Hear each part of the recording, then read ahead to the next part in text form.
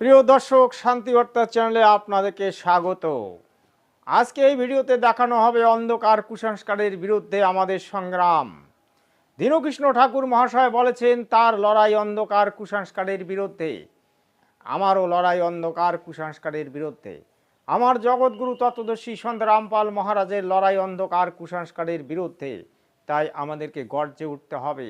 এই সমাজে শান্তি শৃঙ্খলা ফিরিয়ে আনতে, অন্ধকার কুসংস্কারকে চিরকালের জন্য বিদায় দিতে, প্রত্যেকের জন্য এবং প্রত্যেকের আগমনের জন্য আমরা আজকে কাজ করব।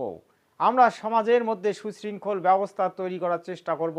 সমাজের মধ্যে যে দুর্নীতি, সমাজের মধ্যে যে কুসংস্কার, ধর্মের মধ্যে যে কুসংস্কার দুর্নীতিগুলো আছে সেগুলোর বিরুদ্ধে আমরা লড়াই করব।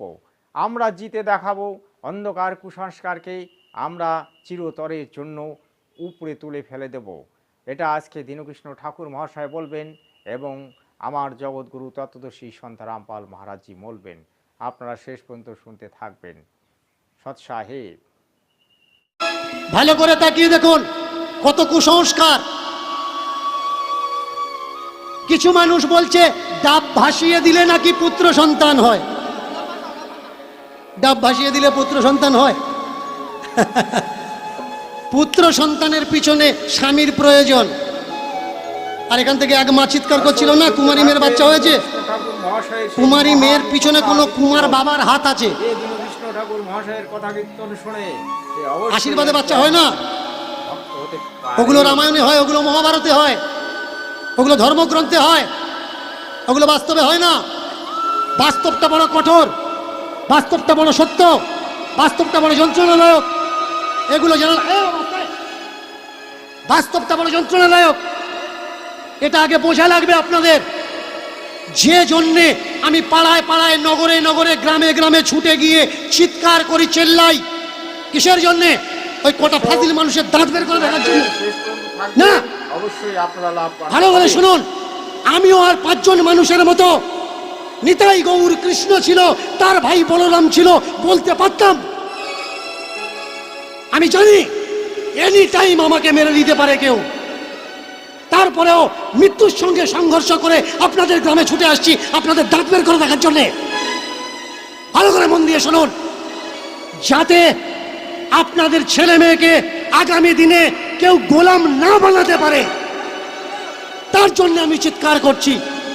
যিনি আমাদের শিক্ষা এনে দিয়েছেন প্রথম ধাপ, বিদ্যাসাগর বাবা, তার মুখ দেখেনি। ভালো করে শুনুন, এই আজকের আমরা যারা ফুলের মালা পরে গলায় দিয়ে প্রণাম করছি না, এরা একদিনে পূজা পায়নি। রাজা রামমোহন রায় তার নিজের পেটে ধরা মা বলেছে ওর মাথা কেটে এনে দাও, এত টাকা উপহার দেব। সত্যি কথা শুনতে গেলে যেমন মজবুত হওয়ার দরকার, সত্য কথা বলতে গেলে মজবুত কলিজা হওয়ার দরকার। এই এখানে দাঁড়িয়ে এক ভাই বলছিল না যে দীনকৃষ্ণ ঠাকুরের জন্য আমরাও গালাগালি খাচ্ছি। কে কাকে গালাগালি দেয় যেন? যার কাছে বলার জন্য কিছু আর থাকে না, যার কাছে প্রশ্নের উত্তর নেই, সে দেয় গালাগালি। ধর্মশাস্ত্রের নোংরামো। ভালো করে মন দিয়ে শুনুন, যারা দূর থেকে এসছেন, মা দুর্গা গণেশকে জন্ম দিয়েছে। দেবী ভাগবত দেখে নিন। শুধু দেবী ভাগবত নয়, 6খানা গ্রন্থ আছে দুর্গাকে জানার জন্য, কিভাবে দুর্গা মহাদেবের গণেশের জন্ম দিয়েছে। মা চান করার সময় গা ডলা দিয়ে গায়ের থেকে নোংরা উঠেছে, আর সেই নোংরা ময়লা মাটি থেকে মা দুর্গা গণেশকে তৈরি করেছে। এবার বলুন তো, একটা গণেশ তৈরি করতে গেলে ক কেজি ময়লার দরকার হয়? মা কতদিন চান করেনি, গা ডলেনি, যে এত ময়লা মায়ের গায়ে স্টক ছিল? যদি কেউ প্রশ্ন করে তাহলে সে নাস্তিক না। এই অযৌক্তিক, অযৌক্তিকতার কথা তুলে দেওয়ার দরকার। তাহলে কোনো পড়াশুনো জানা ছেলেটা আপনাকে প্রশ্ন করতে পারবে না। বলুন তো, বজ্র কে মারে পৃথিবীতে? 8টা বজ্র আছে, কিন্তু বর্ষার সময় বজ্র দিয়ে কে আঘাত করে পৃথিবীতে? দেবরাজ, ইন্দ্র।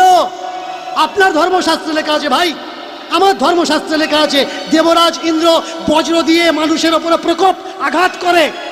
এবার আপনার ছেলেটা মাধ্যমিক পড়ছে, ও এসে আপনাকে বলছে বাবা ইন্দ্র বজ্র মারে না, প্লাস আর মাইনাস ক্লাইউড দুটো পাশাপাশি আসলে বিদ্যুৎ তৈরি হয়, আর এই চমককে মানুষ বজ্র বলে মনে করে। বলুন ধর্ম সত্যি নাকি আপনার বিজ্ঞান সত্যি? তাহলে আপনি যদি ধর্ম মানেন, আমার বিচারে আপনার ছেলেকে স্কুলে পাঠানো উচিত না। কারণ স্কুলে কি শেখাবে? বিজ্ঞান ধর্মের খিলাফ শেখাচ্ছে। আর যদি মনে করেন বিজ্ঞান মানবেন, তাহলে সেদিন আমার পাশে এসে দাঁড়াবেন যে আমাদের ধর্মগ্রন্থের দিকে কেউ যেন আঙুল তুলতে না পারে। ভগবানের দিন সব দিন যদি ধরে রাখো, তিথি নৈক্ষত্র কিছু নয় যদি তুমি না মানো। ভগবান পরমাত্মা পূর্ণ ব্রহ্ম বলেছিলেন, কিসের তোমার তিথি, কিসের নৈক্ষত্র, কিসের তোমার আচার, কিসের তোমার বিচার? তুমি যে একজন মানুষ তার পরিচয় দাও, সেটাই তোমার বড় পরিচয়। জীব আমাদের জাতি, মানব ধর্ম আমাদের হিন্দু মুসলিম শিখ ঈসাই পৃথক কোনো ধর্ম নয়। আমাদের জগৎগুরু তত্ত্বদর্শী সন্ত রামপাল মহারাজজি বলেছেন, তিনি এই তো কিছুদিন আগে জেল থেকে বেরোলেন। সমাজের পাখণ্ডীরা তাকে বিনা দোষে জেলে বন্দি করে রেখেছিলেন। প্রায় কুল মিলাকে তিনি 14 বছর জেল খাটলেন। সেই পূর্ণ পরমাত্মার পরিচয় তিনি দিলেন যে আমাদের পরমেশ্বরকে, আমাদের পূর্ণ ভগবানকে, পূর্ণ ব্রহ্মকে। আজ আমরা এই জগৎগুরু তত্ত্বদর্শী সন্ত রামপাল মহারাজের দয়ায় আমরা পূর্ণ পরমেশ্বরকে জানলাম, পূর্ণ ভগবানকে জানলাম, পূর্ণ সন্তকে জানলাম। এর থেকে বেশি কিছু আর কি চাই? জগৎগুরু তত্ত্বদর্শী সন্ত রামপাল মহারাজজি সমাজের কুসংস্কারের বিরুদ্ধে, ভ্রষ্টাচারের বিরুদ্ধে, শাস্ত্র বিরুদ্ধ সাধনার বিরুদ্ধে তিনি আজীবন সংগ্রাম করে চলেছেন। তিনি বলেছেন, আমাদের ধর্মগ্রন্থ অনুসারে আমরা যাগযজ্ঞ অনুষ্ঠান করছি না, আমরা বেদ অনুসারে পূজা পার্বণ করছি না। সমাজের পাখণ্ডীরা আমাদেরকে লুট করে চলেছে। তারা পূজার নামে, যজ্ঞের নামে আমাদেরকে শোষণ করছে। আমরা পূর্ণ পরমাত্মাকে জানতাম না, কিন্তু আজ জগৎগুরু সেটা জানিয়ে দিয়েছেন। এবং এই যে ব্রহ্মা বিষ্ণু মহেশ্বরের ভক্তির বিধান কি, সেটাও তিনি আমাদেরকে জানিয়েছেন। এই 33 কোটি দেবতা পূজার যোগ্য নয়, তেনারা হচ্ছেন সাধনার যোগ্য। সেটা জগৎগুরু তত্ত্বদর্শী সন্ত রামপাল মহারাজজি বেদে এবং সূক্ষ্ম বেদ দ্বারা প্রমাণ করে দেখিয়েছেন। আমাদের গীতায় প্রমাণিত হয়েছে যে আমরা যে শ্রাদ্ধপিণ্ডগুলি করি সেগুলি শাস্ত্র বিরুদ্ধ। গীতায় কোনো শ্রাদ্ধপিণ্ডের উল্লেখ নেই। গীতায় এটা উল্লেখ আছে যে দেব পূজা করে সে দেবলোক, ভূত পূজা করলে ভূতলোক, আর পিতৃ শ্রাদ্ধ করলে পিতৃলোক। এটা কিন্তু গীতায় উল্লেখ আছে। কিন্তু আমাদের ধর্মগুরুরা বুঝতে পারলো না যে পিতৃ শ্রাদ্ধ করলে কি হয়। পিতৃ শ্রাদ্ধ করলে পিতৃলোক বলতে একটা ভূতলোক, একটা ভূতের লোক, সেটা কিন্তু তারা বুঝতে না পারায় আজ আমাদের দ্বারা শ্রাদ্ধপিণ্ড করাচ্ছে। আমাদের পিতৃপুরুষগণকে তারা ভূত বানিয়ে দিয়েছে। এটা দুঃখের বিষয়। আজকে কোটি কোটি লাখো লাখো টাকা খরচা করে সন্তানরা পিতামাতা শ্রাদ্ধ করে, কিন্তু তার বদলে তার পিতামাতা চলে যায় ভূতের ঘরে। ভাই, এটা কত বড় দুঃখের কথা, যেটা আজ জগৎগুরু তত্ত্বদর্শী সন্ত রামপাল মহারাজজি জানিয়েছেন।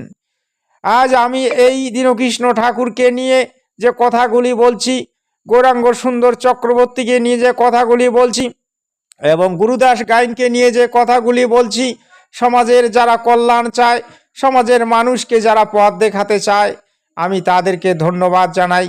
আমিও তাদের পথগামী সৎসাহেব। তাহলে দর্শক, আর কি বলবো? এই ভিডিও শেষে আপনাকে নমস্কার জানিয়ে ভিডিওটিকে বিরাম দিতে চাই, এবং আপনাদের কাছে একটাই অনুরোধ রাখবো যে সত্য পথে চলার চেষ্টা করুন, সত্যকে জানার চেষ্টা করুন। আর এই মানব জন্মের যে পরীক্ষা নিরীক্ষা, মানব জন্মের যে কর্ম, শাস্ত্র অনুকূল সাধনা, সেগুলো করার চেষ্টা করুন। তাহলে আপনি ধন্য হবেন, আপনার জন্ম ধন্য হবে, আপনার বংশ ধন্য হবে, আপনার দ্বারা আপনার বংশ উদ্ধার হবে। ওই যে বলেছে, বংশ মধ্যে হয় যদি একজন বৈষ্ণব, উদ্ধার হয় পিতৃমাতৃকুল তাহারই কারণ।